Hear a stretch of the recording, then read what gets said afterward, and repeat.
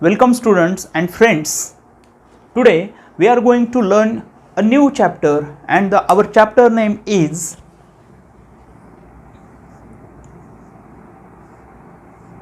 Cell.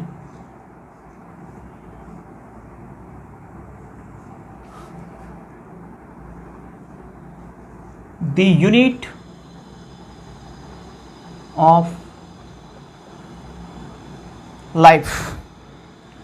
Okay, ज्यावेळी आपण आपल्या सराउंडिंगचं ऑब्झर्वेशन करतो त्यावेळी आपल्याला दोन टाईपचे सबस्टन्स आपण पाहू शकतो आपल्या डोळ्यांनी, आणि ते सबस्टन्स म्हणजे एक लिव्हिंग सबस्टन्स आणि दुसरा आहे नॉन लिव्हिंग सबस्टन्स. तर लिव्हिंग सबस्टन्स आणि नॉन लिव्हिंग सबस्टन्स या दोघांमध्ये जो आपण फंडामेंटल डिफरन्स करतो तो डिफरन्स म्हणजे त्या स्ट्रक्चरमध्ये एक स्पेसिफिक कॅरेक्टर प्रेझेंट आहे की नाही, आणि ते त्या कॅरेक्टरवरूनच आपण लिव्हिंग सबस्टन्स आणि नॉन लिव्हिंग सबस्टन्स असं त्यांचं डिवायडेशन म्हणजेच त्यांचं डिफरन्स करतो. आणि ते बेसिक स्ट्रक्चर जे प्रेझेंट असतं लिव्हिंग थिंग्समध्ये त्या बेसिक स्ट्रक्चरलाच काय म्हटलं जातं, सेल म्हटलं जातं. जर समजा एखाद्या सबस्टन्समध्ये हे स्ट्रक्चर प्रेझेंट असेल, सेल हे स्ट्रक्चर प्रेझेंट असेल, तर त्याचा अर्थ होतो की तो सबस्टन्स हा लिव्हिंग सबस्टन्स आहे. आणि ज्या सबस्टन्समध्ये हे स्ट्रक्चर प्रेझेंट नसतं त्याचा अर्थ तो सबस्टन्स हा नॉन लिव्हिंग सबस्टन्स आहे. राईट. फॉर एक्झाम्पल हा मार्कर, या मार्करमध्ये सेल हे स्ट्रक्चर प्रेझेंट आहे का याचं ऑब्झर्वेशन केल्यानंतर किंवा स्टडी केल्यानंतर आपल्याला दिसतं की यामध्ये सेल हे स्ट्रक्चर किंवा हे कॅरेक्टरिस्टिक याच्यामध्ये प्रेझेंट नाही आहे. ओके, तर आपल्याला पुढे पाहायचं आहे की लिव्हिंग आणि नॉन लिव्हिंग सबस्टन्समध्ये डिफरन्स मुळात जो आहे तो सेलचा आहे. आपण जर सेल हे स्ट्रक्चर त्यामध्ये प्रेझेंट नसेल तर याचा अर्थ ते नॉन लिव्हिंग आहे. आपण आपल्या आजूबाजूला पाहत असलेल्या सर्व सबस्टन्सचं ज्यावेळी निरीक्षण करतो तर ते सर्व सबस्टन्स मग ते लिव्हिंग असतील किंवा नॉन लिव्हिंग असतील. फॉर एक्झाम्पल नॉन लिव्हिंग सबस्टन्समध्ये सगळ्यात स्मॉलेस्ट आणि बेसिक युनिट आपल्याला ऑब्झर्व होतो, आणि तो ऑब्झर्व होत असलेला सबस्टन्स म्हणजे याला म्हणतात ॲटम. ओके, तर अगदी त्याच पद्धतीने ज्यावेळी आपण लिव्हिंग सबस्टन्सचं ऑब्झर्वेशन करतो अगदी त्याच पद्धतीने तसंच एक स्ट्रक्चर सगळ्या लिव्हिंग ऑर्गॅनिझम्समध्ये प्रेझेंट असतं. एक तर तो लिव्हिंग ऑर्गॅनिझम अशा एका सिंगल इंडिव्हिज्युअल सेलपासून फॉर्म झालेला असतो, किंवा अशा सेल्सचं रिपिटेशन आपल्याला काही लिव्हिंग ऑर्गॅनिझम्समध्ये दिसून येते. बरोबर. आणि या सर्वांनाच एकत्रितपणे काय म्हटलं जातं, तो लिव्हिंग ऑर्गॅनिझम म्हटलं जातं, किंवा यातल्या एखाद्याला आपण काय म्हणतो, सेल असे म्हणतो. ओके, तर आपण पाहू की जसे नॉन लिव्हिंग सबस्टन्स हे ॲटमपासून बनलेले असतात, अगदी लिव्हिंग सबस्टन्स हे सेलपासून बनले आहेत. सेलची डेफिनेशन मग काय करता येईल आपल्याला, तर सेलची डेफिनेशन सगळ्यात सिंपल आहे. सेल is the basic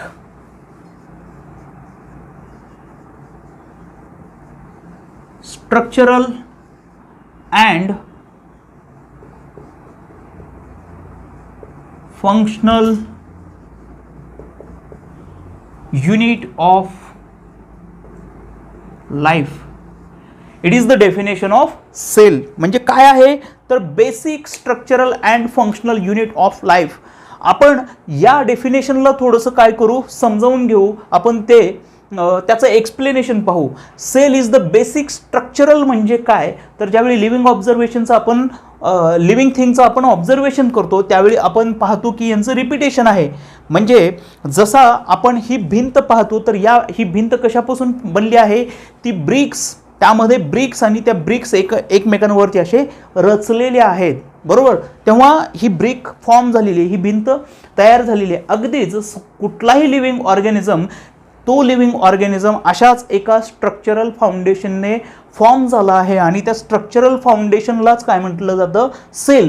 म्हणून इथे आपण काय करतोय, cell is the basic structural unit असं म्हणतोय लाईफचं.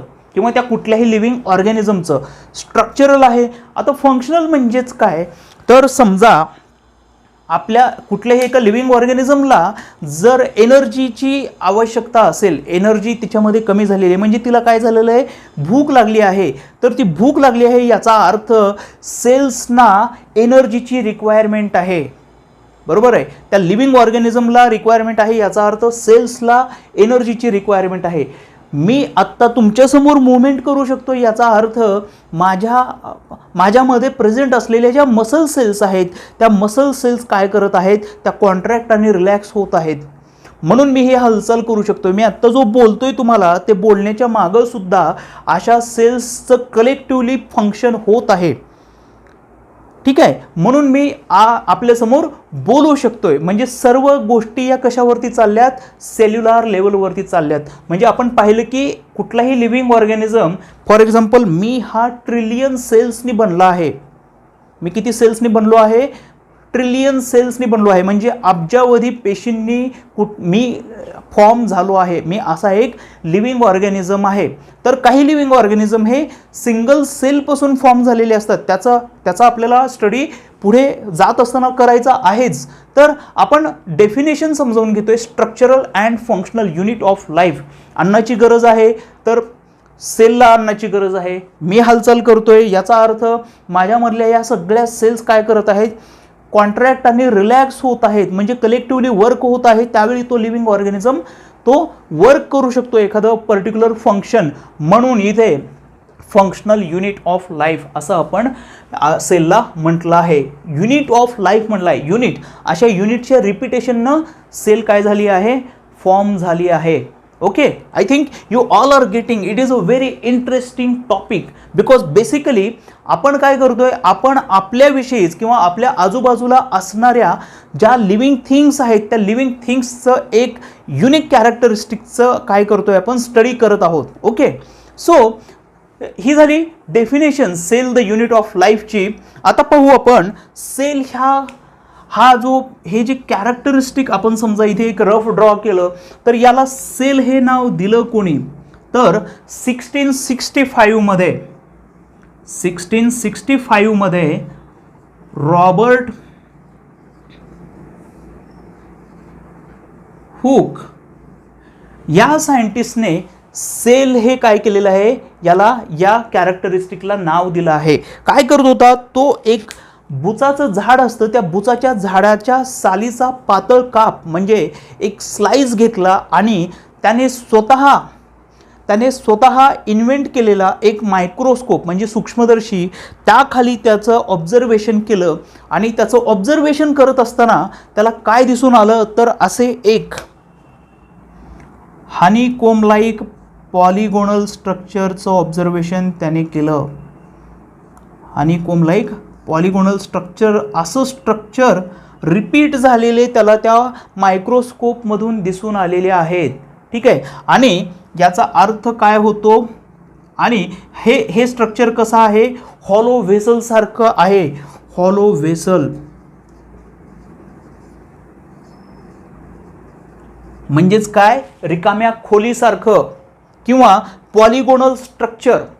आता व्हायचं काय, तर रॉबर्ट हुक किंवा ज्या सायंटिस्टनी या सायन्सवरती किंवा सेलवरती रिसर्च केला आहे, हा सगळा रिसर्च 2 लँग्वेजच्या मीडियममधून केला जायचा, मग त्यांच्या माध्यमातून केला जायचा. आणि त्या 2 लँग्वेज म्हणजे लॅटिन आणि ग्रीक.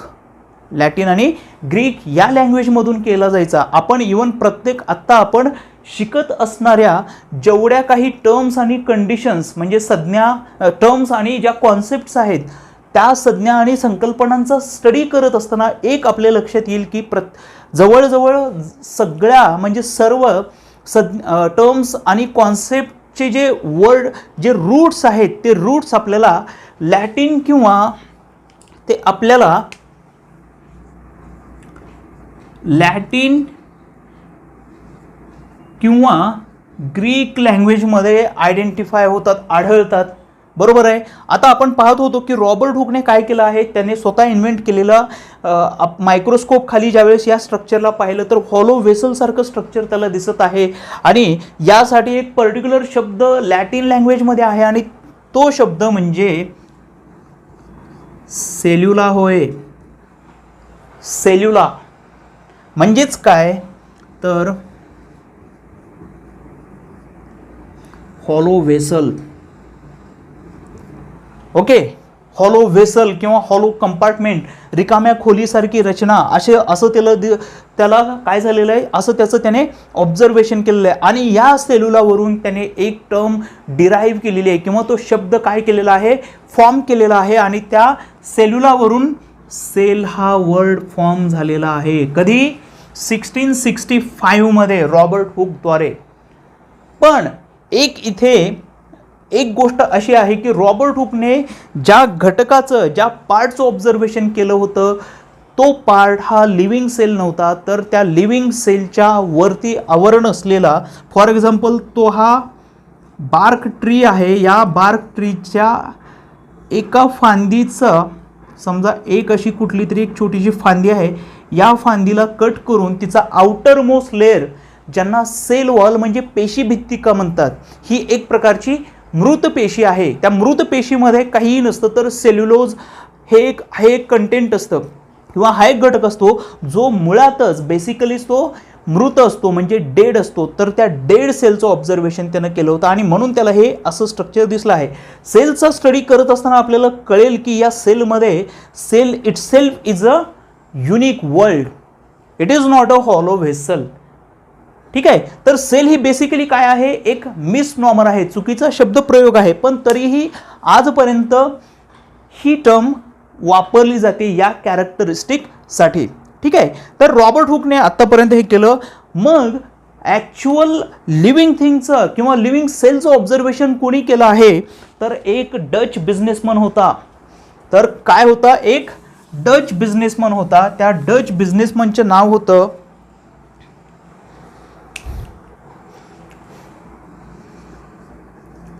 Anton van लिव्हेनहुक. हा एक डच बिझनेसमन होता, व्यापारी होता आणि त्याला मायक्रोस्कोपीमध्ये म्हणजे सूक्ष्मदर्शीमध्ये रस होता. सूक्ष्मदर्शक बनवणं, नवीन नवीन भिंग, विविध प्रकारची भिंग त्यांना एकत्रित करणं, उपलब्ध असलेल्या मायक्रोस्कोपला काय करणं, इम्प्रूव्ह करण्यामध्ये त्याला रस होता. आणि त्यासोबतच आजूबाजूला असणारे जे लिव्हिंग सबस्टन्स आहेत त्यांचं ऑब्झर्वेशन करण्याचा पण त्याला छंद होता. तर या अँटॉन व्हॉन लिव्हेनहुकने 1674 मध्ये पहिल्यांदा लिव्हिंग थिंगचं ऑब्झर्वेशन केलं आहे. आणि कुठल्या लिव्हिंग थिंगचं ऑब्झर्वेशन त्यानं केलेलं आहे, तर त्यामध्ये येतात बॅक्टेरिया, मायक्रोस्कोपिक ऑर्गॅनिझम आहे, नंतर प्रोटिस्ट्स येतात, त्यामध्येच काय येतात, प्रोटिस्ट्स, RBC म्हणजेच रेड ब्लड सेल, लाल रक्तपेशी आपल्या शरीरामध्ये असणाऱ्या, ज्यांच्याद्वारे ब्लड सर्क्युलेशन होतं, ज्यांच्याद्वारे ऑक्सिजन काय होतो, ट्रान्सपोर्ट केला जातो विविध पार्ट्सपर्यंत, RBC. आणि ह्यूमन स्पर्म इत्यादी गोष्टींचं त्याने काय केलं आहे, ऑब्झर्वेशन केलेलं आहे. म्हणजेच ॲक्च्युअल लिव्हिंग सेलचं प्रथमतः ऑब्झर्वेशन, फर्स्ट ऑब्झर्वेशन हे अँटॉन व्हॅन लिव्हेनहुक यांनी 1674 साली केलं आहे. बघा, त्याआधी एक घटना घडली होती आणि ती म्हणजे 1590 साली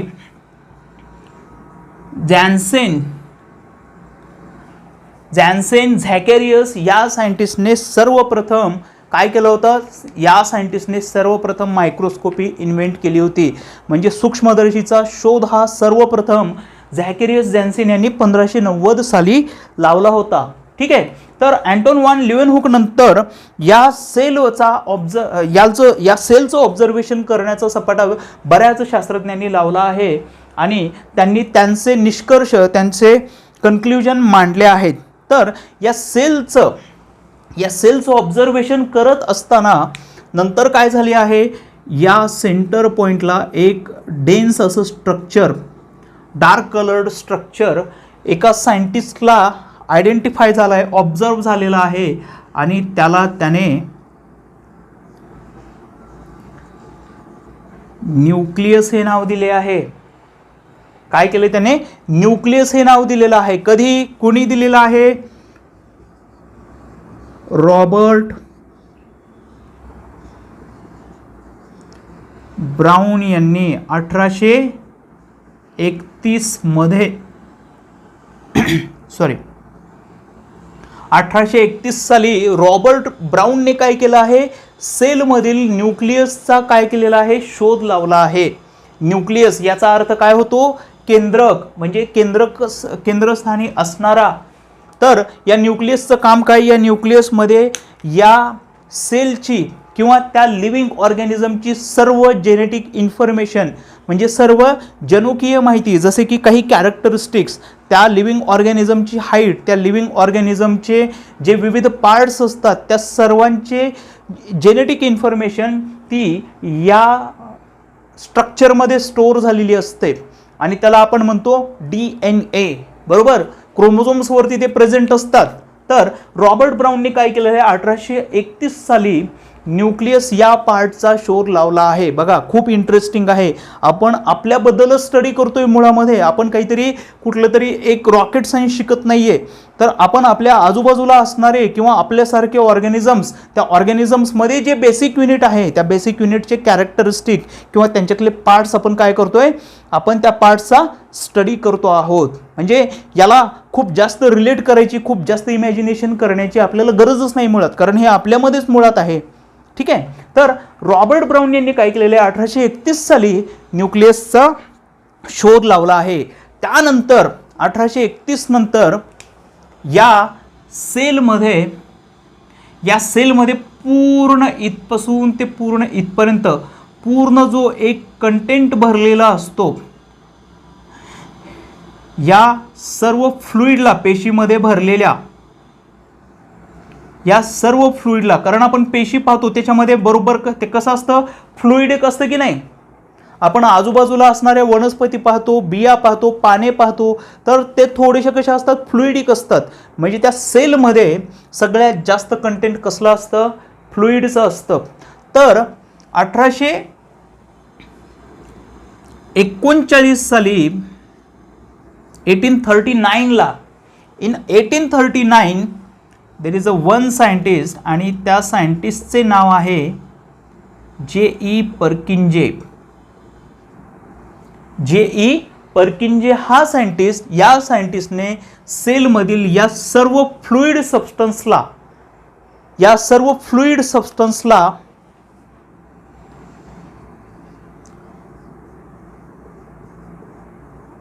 प्रोटोप्लाझम ही टर्म काय केलेली आहे? वापरली आहे. प्रोटोप्लाझम याचा मिनिंग काय होतो? तर प्रोटोप्लाझम म्हणजेच जीवद्रव्य त्याला म्हणू किंवा लिव्हिंगनेसशी रिलेटेड असलेला फ्लुइड किंवा कंटेंट असं आपण त्याला म्हणू. लिव्हिंगनेसशी म्हणजे लाईफशी रिलेटेड असलेला, कारण याच्यामुळेच ह्या सेलचं काय आहे? एक युनिक कॅरेक्टरिस्टिक आहे. फंडामेंटल, बेसिक आणि स्ट्रक्चरल युनिट असं म्हणतो आपण. त्याचं रिझनच काय? कारण यामध्ये प्रेझेंट असणारा फ्लुइडिक मॅटर, यालाच तो काय म्हणतोय? प्रोटोप्लाझम. प्रोटोप्लाझम म्हणजे प्रोटो म्हणजे अतिशय इम्पॉर्टंट, लाईफशी रिलेटेड असलेला कंटेंट, असं तो याचं काय करतोय? वर्णन करतोय, एक्सप्लेनेशन देतोय. प्रोटोप्लाझम हा काय आहे? बेसिकली या सेलमधला फिजिकल बेसिस ऑफ लाईफ आहे. प्रोटोप्लाझम या सेलमधील फिजिकल बेसिस आहे, म्हणजे ॲक्च्युअल जो कंटेंट आहे तो ॲक्च्युअल बेस, ठीक आहे, त्याला तो प्रोटोप्लाझम म्हणतोय, फिजिकल बेसिस, जो की ज्यावेळी आपण या सेलचं ऑब्झर्वेशन करू नंतर किंवा जास्त डिटेलमध्ये अभ्यास करू त्यावेळी आपल्याला सेलमध्ये एके ठिकाणी आपल्याला न्यूक्लियस आढळतो आणि न्यूक्लियसच्या नंतर हा पूर्ण भाग हा यांना प्रोटोप्लाझम म्हणतात. त्यालाच जीवद्रव्य असं मराठीमध्ये म्हणू आपण. आणि हा 2 भागांमध्ये विभागला आहे, हा 2 रिजनमध्ये डिवाइड झालेला आहे. आणि ते 2 रिजन म्हणजे हा न्यूक्लियसच्या जवळ असणारा हा पूर्ण भाग, या पूर्ण भागाला यालाच सेंट्रल, प्रोटोप्लाझमचा सेंट्रल म्हणजे केंद्रस्थानी असलेला, किंवा त्याला आपण काय म्हणू, न्यूक्लियर रिजन म्हणजे केंद्रकात जवळ असणारा हा भाग, हा एक पोर्शन आहे प्रोटोप्लाझमचा, आणि दुसरा आहे हा पेरिफेरल, किंवा यालाच एक पर्यायी नाव आहे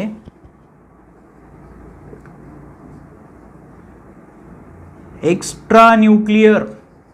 म्हणजेच सेंट्रल म्हणजेच न्यूक्लियर केंद्रकाशी संबंधित असणारा भाग, आणि दुसरा पेरिफेरल म्हणजे या पेरिफेरी म्हणजे याच्या भोवताली असणारा, सराउंडिंगला असणारा, सेंटरच्या सराउंडिंगला असणारा हा बाह्य भाग, आणि त्यालाच दुसरं काय नाव आहे एक्स्ट्रा न्यूक्लियर.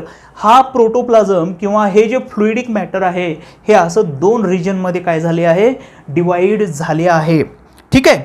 आणि हा कोण स्टडी करतो आहे, J.E. पर्किन्जे हा सायंटिस्ट स्टडी करतो आहे याचं, आणि 1839 साली. आणि कशाचा स्टडी करत असताना, एका ॲनिमल सेलचा स्टडी करत असताना एका ॲनिमल एम्ब्रिओ सेलमधील कंटेंटसाठी, एका ॲनिमल एम्ब्रिओ म्हणजे प्राण्यांची जी एक भ्रूण पेशी असते एम्ब्रिओ सेल. आता एम्ब्रिओ सेल म्हणजे मुळात काय, तर एम्ब्रिओ सेल म्हणजे ज्यावेळी रिप्रोडक्शन एखादा सजीव एखाद्या ऑर्गॅनिझमपासून दुसरा ऑर्गॅनिझम फॉर्म होण्याची जी एक प्रोसेस सुरू असते किंवा होते, तर त्याची अगदी सुरुवात कशापासून होते, तर एका सिंगल सेलपासून तयार होते. आणि एक सिंगल सेल त्यालाच काय म्हटलं जातं, एम्ब्रिओ सेल म्हणजे भ्रूणपेशी. तर ह्या भ्रूणपेशीमधील या अशा सगळ्या फ्लुइडिक कंटेंटला त्यासाठी त्याने 1839 साली प्रोटोप्लाझम ही टर्म काय केली आहे, यूज केली आहे. पण 1839च्या नंतर एक वॉन मॉल हा एक सायंटिस्ट आहे. वॉन मॉल या सायंटिस्टने काय केलेलं आहे, तर प्लांटचा अभ्यास करत असताना, प्लांट एम्ब्रियोनिक सेलचा अभ्यास करत असताना या अशा कंटेंटला, प्लांटमधील जे काही एम्ब्रियोनिक कंटेंट आहे, फ्लुइडिक कंटेंट आहे, त्या फ्लुइडिक कंटेंटवरती ही टर्म प्रत्यक्षामध्ये काय केली आहे, ॲप्लाय केली आहे. पहा मी काय म्हटलं, J.E. पर्किन्जेने यासाठी हा शब्द वापरला आहे, सुचवला आहे, ही टर्म सुचवली आहे प्रोटोप्लाझम. पण ॲक्च्युअल इम्प्लिमेंटेशन किंवा ॲक्च्युअल वापर जो आहे या संज्ञेचा von mall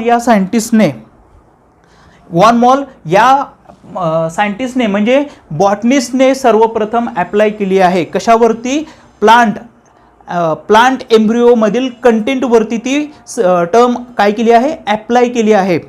got it. I think you all are getting my points. म्हणजे तुम्हाला हे सर्व इंटरेस्टिंग वाटत आहे आणि समजत सुद्धा आहे.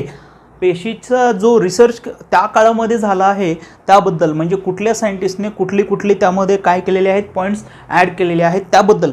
आता आपण एक अतिशय क्रिटिकल पॉईंट आपला सेल रिसर्चमधला पाहू, आणि त्याला म्हणायचं आहे सेल थिअरी.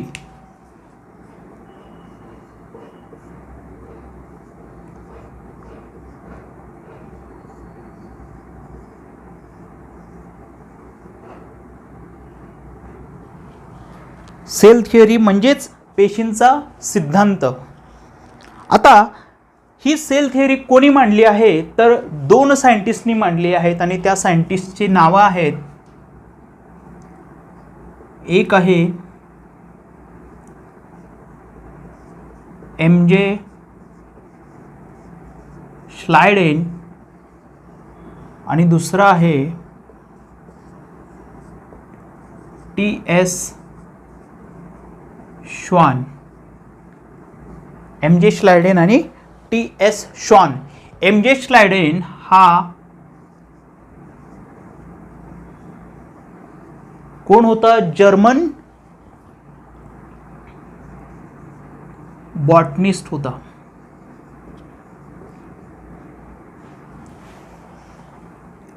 आता जर्मन बॉटनिस्ट म्हणजे काय, तर आपण आता सेल हा चॅप्टर जो शिकतो आहोत तो बायोलॉजी या सायन्समधला आहे, बायोलॉजी या सायन्सच्या ब्रँचमधला आहे.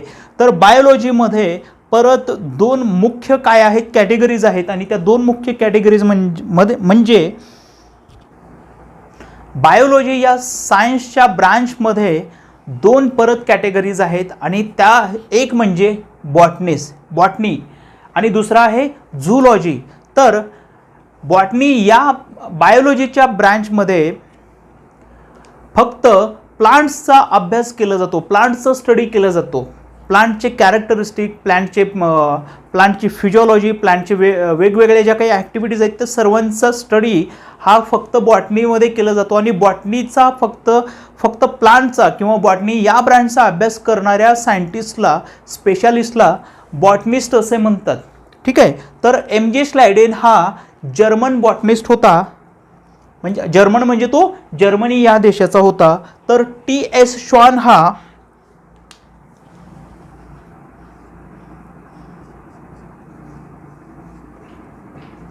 English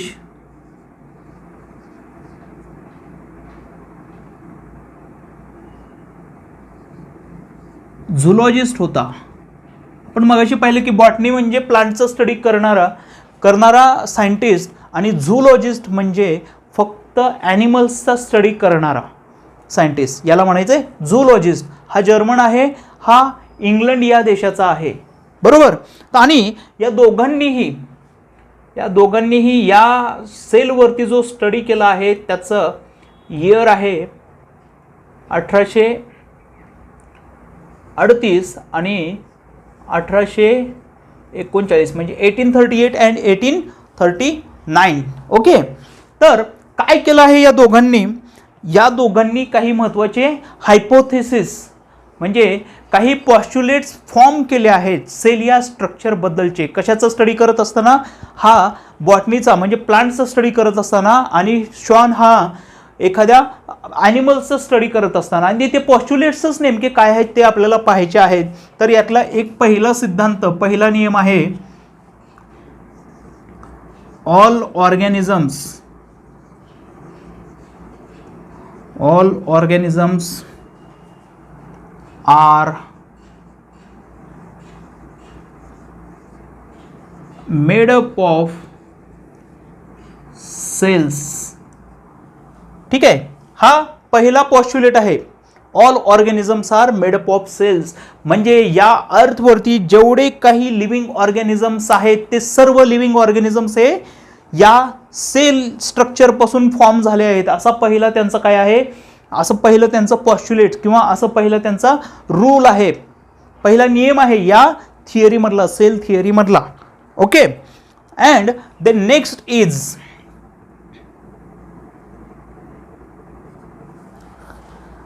is the cell is the basic structural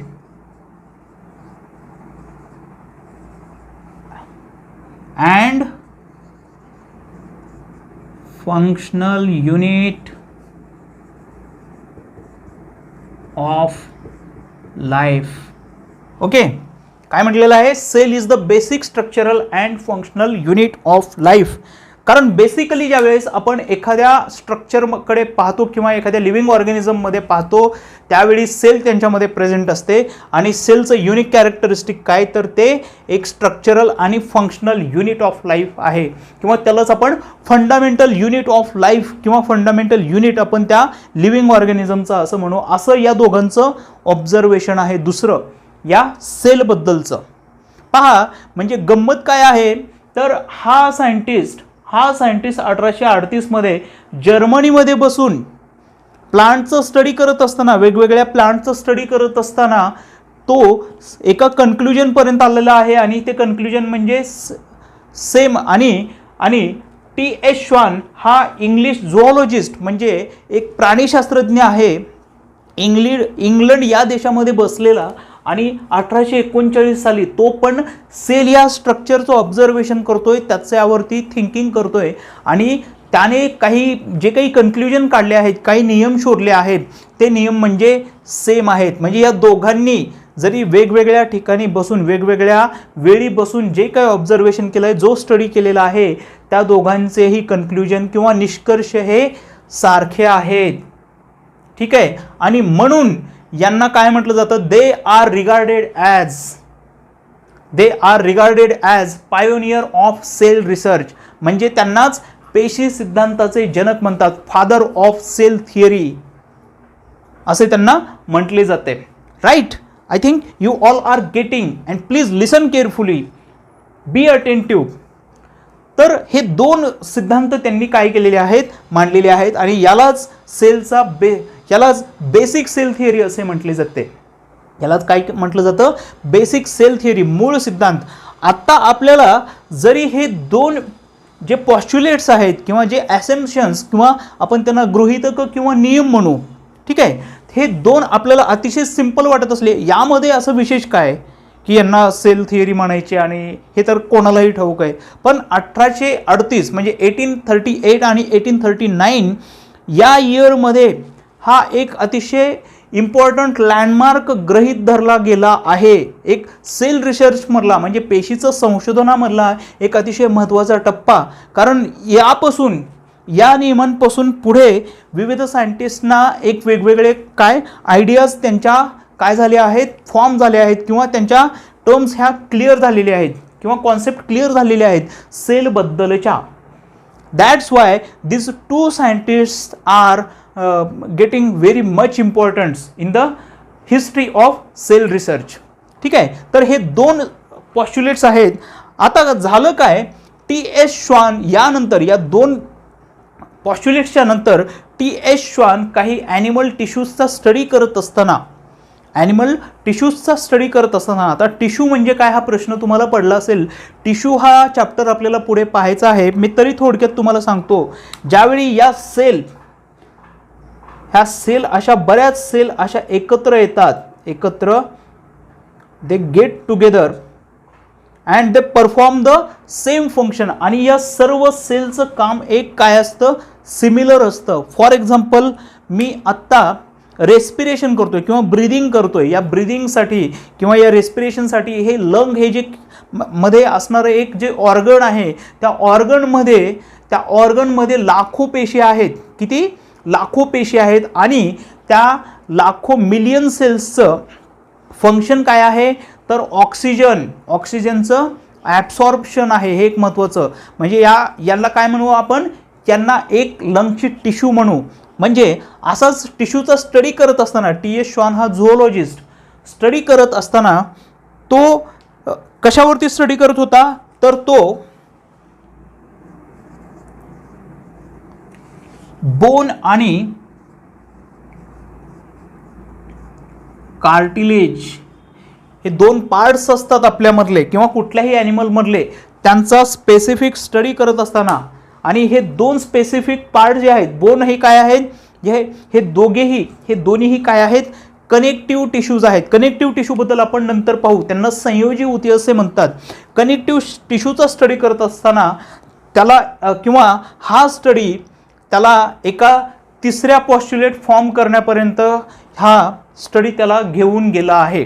आणि तो तिसरा नियम काय म्हणतोय, तो म्हणतोय की बोन आणि कार्टिलेज या कनेक्टिव्ह टिश्यूजचा स्टडी, तो म्हणतोय की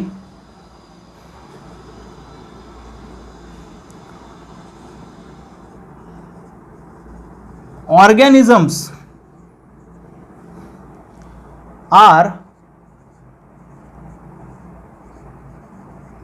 formed by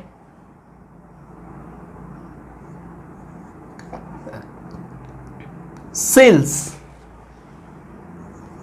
and their secretions. म्हणजे तो म्हणतोय की ऑर्गॅनिझम, सर्व प्रकारचे ऑर्गॅनिझम्स हे सेलपासून तर बनलेच आहेत, पण फक्त ते सेलपासून बनले नाही, तर या सेलमध्ये वेगवेगळ्या ज्या काही केमिकल्सचं काय होत आहे, सिक्रेशन होत आहे किंवा प्रोडक्शन होत आहे, त्या दोन्हींचे मिळून ते बनले आहेत. असं महत्त्वाचं कन्क्लुजन त्याने कधी फॉर्म केलं आहे, तर बोन आणि कार्टिलेज या कनेक्टिव्ह टिश्यूचा स्टडी करत असताना त्याने हे तिसरं ॲसेम्पशन फॉर्म केलं आहे. आता जरी याला बेसिक सेल थिअरी असं म्हटलं गेलेलं असलं, टी.एस. श्वानने हा एक महत्त्वाचा पॉस्ट्युलेट त्याच्यामध्ये काय केला असला, ॲड केलेला असला, तरी या सेलच्या थिअरीमधून सगळ्या सेल्स या अर्थवरती असणाऱ्या किंवा आपल्यामध्ये फॉर्म होणाऱ्या या सर्व सेल्स कुठून फॉर्म होतात किंवा कुठून अराईज होतात, त्यांचं ओरिजिनेशन काय, त्यांचं फॉर्मेशन कुठून होतं, या प्रश्नाचं एक सफिशियंट सॅटिस्फाईड ॲन्सर ही थिअरी देऊ शकत नव्हती. हा एक महत्त्वाचा ड्रॉबॅक या सेलच्या थिअरीचा होता, म्हणजे बेसिक सेलच्या थिअरीचा होता. ठीक आहे. तर याचं उत्तर नंतर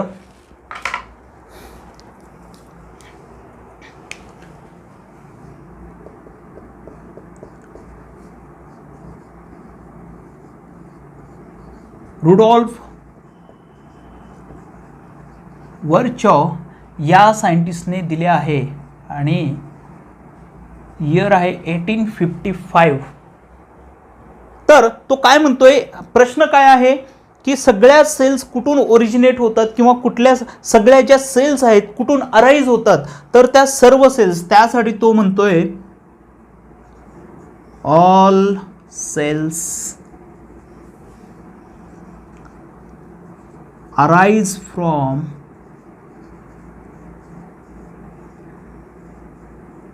प्री एक्झिस्टिंग सेल्स. काय म्हणतोय तो, all cells arise from pre existing cells, असं त्याने एक उत्तर दिलं आहे. म्हणजे सर्व सेल्स ह्या ऑलरेडी एक्झिस्ट असलेल्या सेल्समधूनच काय होतात, फॉर्म होतात किंवा त्यांचं प्रोडक्शन ह्या ऑलरेडी असलेल्या सेल्समधूनच होतं आहे, असं एक महत्त्वाचं पॉस्ट्युलेट त्याने 1855ला काय केलेलं आहे, मांडलेला आहे. आणि त्यासाठी एक फ्रेज, म्हणजे आपल्याकडे ज्या म्हणी असतात तशी एक फ्रेज त्याने काय केलेली आहे, त्यासाठी सांगितली आहे. आणि त्या फ्रेजला म्हटले जाते ऑमनिस सेल्युला a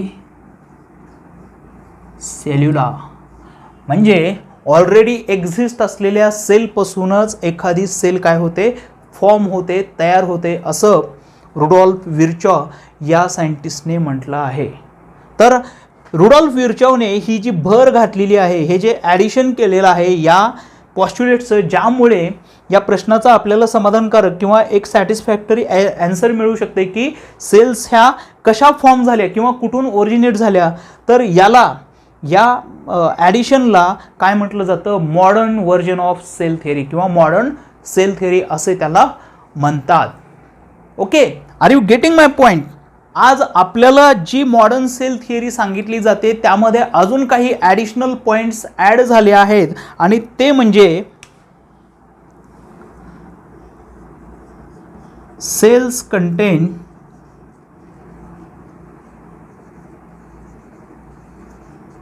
genetic information.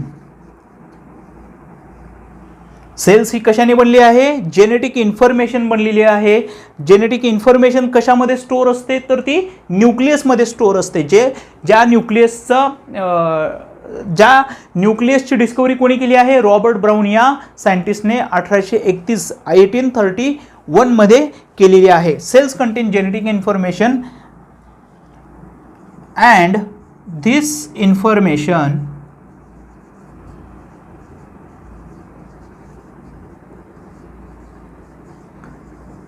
pass from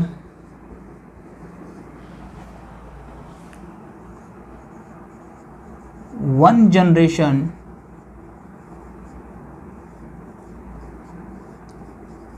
to the next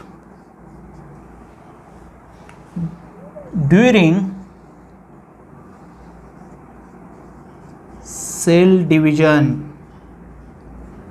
sale division होते वेळी ही जेनेटिक इन्फॉर्मेशन काय होते, पुढच्या जनरेशनमध्ये पास होते. हा एक असे कित्येक महत्त्वाचे पॉस्ट्युलेट्स हे नंतर मॉडर्न सेल थिअरीमध्ये ॲड झाले आहेत. Okay, I hope you are getting my point. I hope you are understanding this all. If you have any query, म्हणजे तुम्हाला कुठलाही एखादा प्रश्न असेल, कुठलीही एखादा प्रॉब्लेम असेल, तर तो प्रॉब्लेम तुम्ही मला नंतर विचारू शकता आणि त्याची उत्तरं आपल्याकडे दिली जातील.